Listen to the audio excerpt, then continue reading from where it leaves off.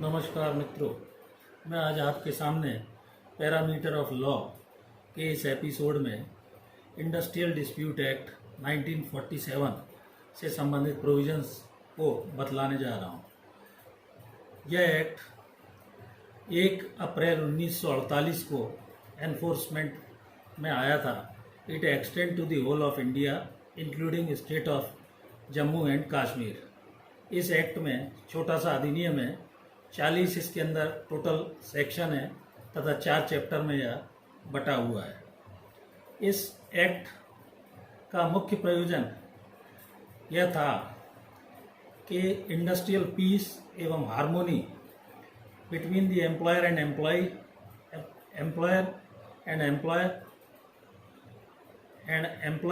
Employ सभी के बीच peaceful ढंग से इंडस्ट्री रन करे, इस उद्देश्य को लेकर यह अधिनियम बनाया गया। इसके पूर्व इस अधिनियम का इतिहास यह है कि एम्प्लॉयर एंड वर्कमैन के संबंध में एक डिस्प्यूट एक्ट 1960 था। इसके बाद ट्रेड डिस्प्यूट एक्ट 1929 आया। इसके बाद 1942 रूल जो कि ट्रेड डिस्प्यूट एक्ट के बाद आया था तथा इंडस्ट्रियल डिस्प्यूट एक्ट 1947 आया। कुल मिलाकर इन अधिनियमों को लाने का रीज़न यही था कि जो भी डिस्प्यूट थे वो एम्प्लॉयर और एम्प्लॉय के मध्य थे, एम्प्लॉय और एम्प्लॉय के मध्य थे तथा एम्प्लॉयर और एम्प्लॉयर के मध्य थे। इन ये डिस्प्यूट वर्किंग कंडीशंस के बारे में, वर्किंग आवर्स के बारे में हो सकते हैं। इस बात को लेकर ये अधिनियम में व्यवस्था की गई। इस इंडस्ट्रियल डिस्प्यूट्स का रिजल्ट यह होता था कि इंडस्ट्रीज में उसका जो वातावरण था बिटवीन एम्प्लॉयर एंड एम्प्लॉय वो बैड हो जाता था, स्टिफ हो जाता था तथा हैम्पर हो जाता था। इस बात को दूर करने के लिए इस अधिनियम की संरचना औद्योगिक विवाद अधिनियम 1947 के रूप में कॉम्प्रिहेंसिव मशीनरी के रूप में की गई। समय समय पर इस अधिनियम में संशोधन किए गए। इसका इफेक्ट यह होता था कि एम्प्लॉयर पर इंडस्ट्री में डिस्प्यूट के कारण प्रभाव पड़ता था, एम्प्लॉय के ऊपर प्रभाव पड़ता था, इंडस्ट्री के ऊपर प्रभाव पड़ता था तथा स्टेट के ऊपर, ओवरऑल नेशन के ऊपर भी इन सब का डिस्प्यूट्स का बैड इफेक्ट पड़ता था। 2010 में इस अधिनियम में महत्वपूर्ण संशोधन कर कॉम्प्रिहेंसिव मशीनरी बनाई गई, जिसमें यह किया गया कि इसकी सीलिंग लिमिट जो पहले 1600 रुपये तक वेतन पाने वाले वर्कर्स पर यह अधिनियम लागू होता था, उसको बढ़ाकर 10,000 रुपये तक किया गया और सुपरवाइजरी कैपेसिटी वाले व्यक्ति 10,000 तक पाने वाले व्यक्ति जो सुपरवाइजरी कैपेसिटी में थे वो इस अधिनियम के तहत कवर्ड माने गए। अब मैं आपको ये बतलाता हूँ कि इस अधिनियम को लाने के पूर्व इंडस्ट्रियल डिस्प्यूट की डेफिनेशन को देखना आवश्यक है। Industrial dispute means any dispute और difference between the employer and employer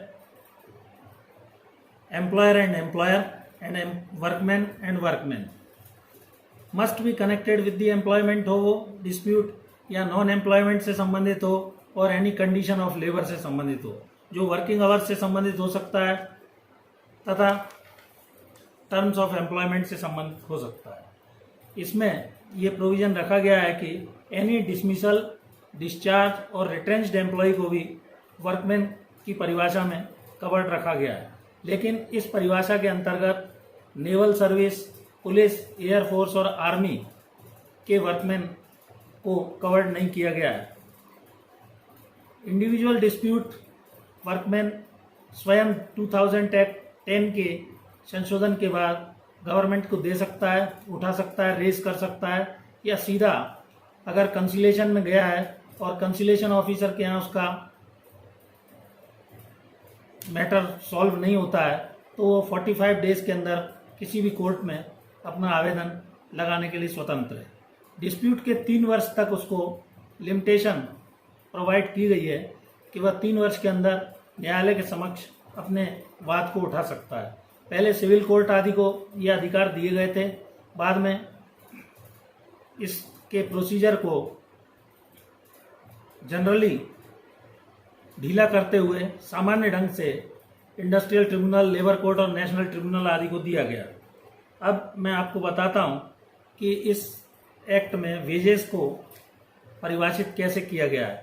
wages means all remuneration in terms of money, जिसके अंदर बोनस, पीएफ, ग्रेच्युटी, कमीशन आदि वेजेस में इंक्लूड नहीं की गई है।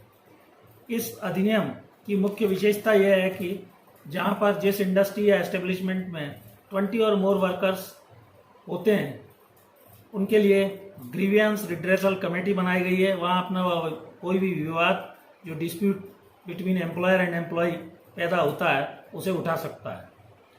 इस अधिनियम के अंदर सोशल लेजिस्लेशन के रूप में एम्प्लॉयर और एम्प्लॉय के मध्य इंडस्ट्रियल रिलेशन अच्छे बने रहें, इस उद्देश्य से इस अधिनियम की संरचना की गई है, जिसमें इन्वेस्टिगेशन तथा इंडस्ट्रियल डिस्प्यूट को पीसफुली रिजॉल्व करने के मेथड रखे गए हैं। यही इस अधिनियम का मुख्य उद्देश्य है, जिसमें कलेक्टिव बार्गेनिंग अर्थात चाहे वो वर्कर्स के संबंध में हो, चाहे वो मैनेजमेंट की हो, जिसकी संख्या तथा जिसका पावर अधिक होता है वह कलेक्टिव बार्गेनिंग के रूप में अपने समस्याओं का निदान उस ढंग से करता है। इंडस्ट्रियल पीस एंड हार्मोनी बनी रहने के लिए वर्कर्स का विक्टिमाइजेशन ना हो, उनके साथ अनफेयर लेबर प्रैक्टिस ना हो, सेटलमेंट ऑफ डिस्प्यूट्स के रूप में एवरी इंडस्ट्रियल एस्टेब्लिशमेंट में, चाहे वो कॉन्ट्रैक्ट लेबर हो, चाहे अप्रेंटिस हो, चाहे मैनुअल सुपरवाइजरी हो, लेकिन पहले जो 1600 रुपये था उसको बढ़ाकर 10,000 रुपये तक कर दिया गया और सोशल जस्टिस के रूप में इस अधिनियम की संरचना की गई है। अब मैं आपको यह भी बतलाता हूँ कि इस अधिनियम में जैसे स्ट्राइक होती है वो वर्कर्स के द्वारा की जाती है। अपनी डिमांड को लेकर रेस करके वर्कर्स कहते हैं कि हमारी मांगें आप पूरी कीजिए, अन्यथा हम स्ट्राइक पर चले जाएंगे। इस अधिनियम में लॉकआउट के भी प्रोविज़न किए गए हैं जो कि एम्प्लॉयर के द्वारा किया जाता है। इस अधिनियम में ले ऑफ के भी प्रोविज़न है जो कि वर्तमान परिस्थिति में जैसे कोरोना काल है, कई एम्प्लॉयर्स के द्वारा वर्कमेंस को ले ऑफ पर भेज दिया गया है और ये कहा गया कि कोरोना समाप्त होने के पश्चात स्थिति सामान्य होने पर आपको पुनः कार्य पर बुला लिया जाएगा। इसका एक अन्य अदर एग्जाम्पल मैं आपके सामने ये देता हूँ कि जैसे किसी इंडस्ट्री में यदि किसी कारणवश आग लग गई और उसके सभी एम्प्लॉयज़ को ले ऑफ दे दिया गया और यह कहा गया कि जब सामान्य परिस्थिति होकर ये बिल्डिंग तथा मशीनरी आदि का रखरखाव ठीक हो जाएगा तब आपको कार्य पर बुला लिया जाएगा। रिट्रेंचमेंट के रूप में टर्मिनेशन के समय या सेवा समाप्त करने के समय उसे छटनी के रूप में ले ऑफ या रिट्रेंचमेंट कंपनसेशन की भी इस अधिनियम में व्यवस्था की गई है। अब इस अधिनियम में सेटलमेंट ऑफ डिस्प्यूट के रूप में एमिकेबली डिस्प्यूट सेटल करने के लिए कई व्यवस्थाएं हैं, जैसे कंसिलेशन ऑफिसर के यहाँ मामला दोनों पार्टीज मैनेजमेंट तथा वर्कमैन के मध्य हुए समझौते के आधार पर वर्क्स कमेटी आदि बनाई जा सकती है। सेक्शन 4 में कंसिलेशन ऑफिसर की नियुक्ति एप्रोप्रिएट गवर्नमेंट कर सकती है।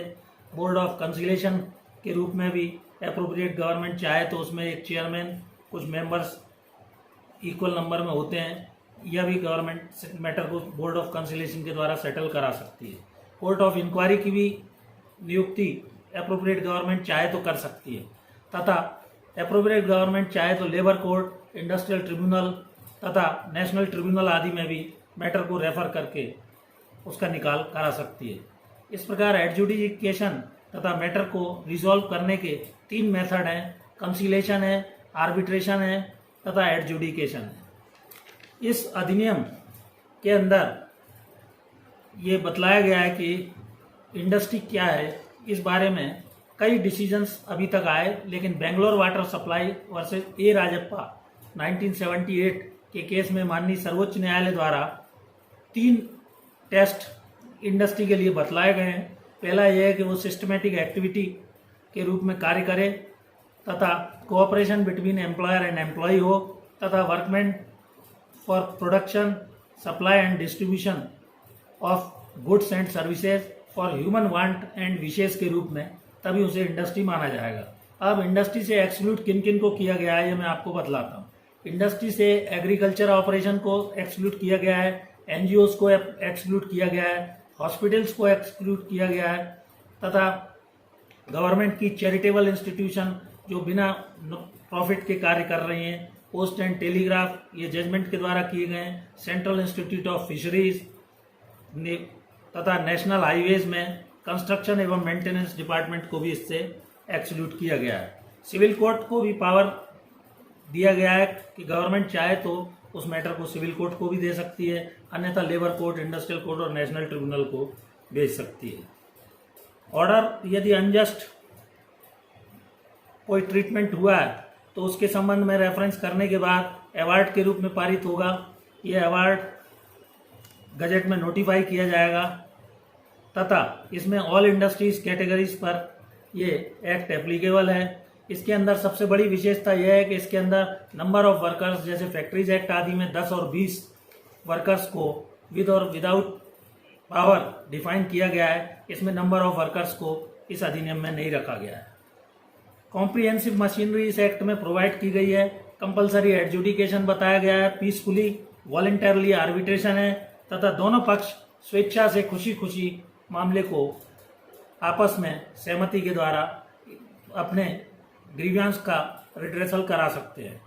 इस अधिनियम के अंतर्गत as for example central government और स्टेट गवर्नमेंट दोनों ही एप्रोप्रिएट गवर्नमेंट हो सकती है। सेंट्रल गवर्नमेंट के अंदर 26 इंडस्ट्रीज को शेड्यूल में रखा गया है, जिसमें मुख्य तौर पर मैं 4-5 आपको बताता हूँ। LIC है, UTI है, FCI है, RRB है, माइंस है। इन सब को सेंट्रल गवर्नमेंट इनके लिए एप्रोप्रिएट गवर्नमेंट होगी। अदर्स मैटर्स में स्टेट गवर्नमेंट एप्रोप्रिएट गवर्नमेंट होगी।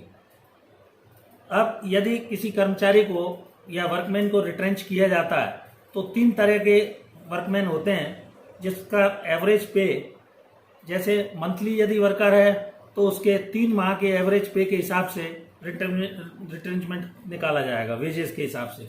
वीकली यदि है तो उसके पिछले 4 हफ्ते के हिसाब से कैलकुलेशन कर रिट्रेंचमेंट कंपनसेशन दिया जाएगा। डेली वेजेस है तो उसे 12 दिन के वर्किंग डेज के हिसाब से एवरेज निकालते हुए उसका रिट्रेंचमेंट कंपनसेशन दिया जाएगा। अवार्ड इन्होंने डिफाइन किया गया है। अवार्ड इंटरिम भी हो सकता है और अवार्ड फाइनल भी हो सकता है। क्लोजर में परमानेंट क्लोज हो जाता है जिसमें वो एस्टेब्लिशमेंट बंद कर दिया जाता है।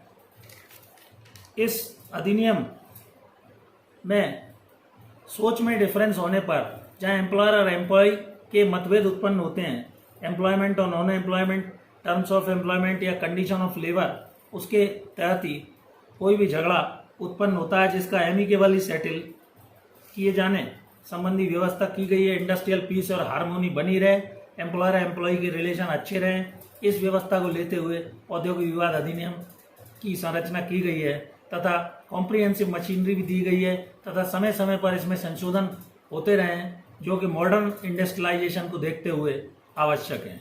इस प्रकार कुल मिलाकर यह बेनिफिशियल पीस ऑफ लेजिस्लेशन है और इसका महत्वपूर्ण प्रयोग सारी इंडस्ट्रीज में करीब करीब किया जाता है। केवल 4 स्टेट ऐसी हैं जहां पर इंडस्ट्रियल रिलेशन एक्ट के प्रोविजन एप्लीकेबल हैं, जिसमें Bombay industrial relation act, Gujarat industrial relation act, Madhya Pradesh industrial relation act जहां अभी वर्तमान में MPIR को खत्म करने संबंधी व्यवस्था की जा रही है, तथा छत्तीसगढ़ इंडस्ट्रियल रिलेशन एक्ट। इस प्रकार एक्सेप्शन टू द इंडस्ट्री की डेफिनेशन जो बेंगलोर वाटर सप्लाई और सीवरेज बोर्ड में माननीय सर्वोच्च न्यायालय द्वारा प्रतिपादित की गई है, उसमें वही कहा गया कि सिस्टमेटिक एक्टिविटी हो एम्प्लॉयर एम्प्लॉय के बीच तथा प्रोडक्शन एंड सप्लाई और डिस्ट्रीब्यूशन ऑफ गुड्स, चाहे वो ह्यूमन वांट्स और विशेष को फुलफिल करती हों, तथा उसके एक्सेप्शन जो इंडस्ट्री में नहीं माने जाएंगे, अभी मैंने आपको ऊपर बतलाया। इस प्रकार कुल मिलाकर ये बेनिफिशियल पीस ऑफ लेजिस्लेशन है जो अत्यंत महत्वपूर्ण है तथा वर्कमैन और एम्प्लॉयर सबके लिए अत्यंत उपयोगी सिद्ध हुआ है। यदि मेरी ये वीडियो आपको अच्छी लगे तो कृपया इसको सब्सक्राइब, लाइक, शेयर करें। Thank you.